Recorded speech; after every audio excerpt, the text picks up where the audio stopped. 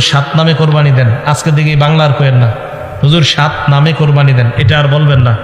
হুজুর 3 নামে কোরবানি দেন, আর বলবেন না। বলেন আমার সাথে, 7 জনের পক্ষ থেকে, সবাই বলেন 7 জনের পক্ষ থেকে, 3 জনের পক্ষ থেকে, 4 জনের পক্ষ থেকে, আল্লাহর নামে।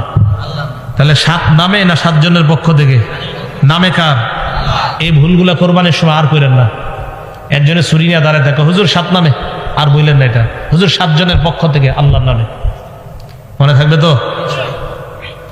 তো যেই ব্যক্তি আল্লাহ ছাড়া অন্য কারো নামে জবাই করে, তার উপরে আল্লাহ অভিশাপ দেয়। তো প্রিয় দর্শকবিন্দু, 3 নাম, 5 নাম, 7 নাম এইভাবে আমরা কিন্তু কোরবানি দিয়ে থাকি। কোরবানি দেওয়ার সময় আমরা যে ভুলটি সব সময় করে থাকি সেটা হচ্ছে যে আমরা যার নামে কোরবানি দেওয়া হচ্ছে আমরা কিন্তু তার নাম উল্লেখ করি। 7 জনের পক্ষ থেকে, 7 জনের পক্ষ থেকে আমরা আল্লাহর নামে কোরবানি দিচ্ছি, আমাদের কিন্তু এই কথাটা বলতে হয়, কিন্তু আমরা কিন্তু সেটা বলি না। আমরা বলি যে অমুকের নামে, তুমুকের নামে আমরা কোরবানি দিচ্ছি, আল্লাহু আকবার। এই ভুলটা কিন্তু আমাদের সমাজে কিন্তু অহরহ হচ্ছে এবং বেশিরভাগ মানুষ এই ভুলটি করছে না জানার কারণে।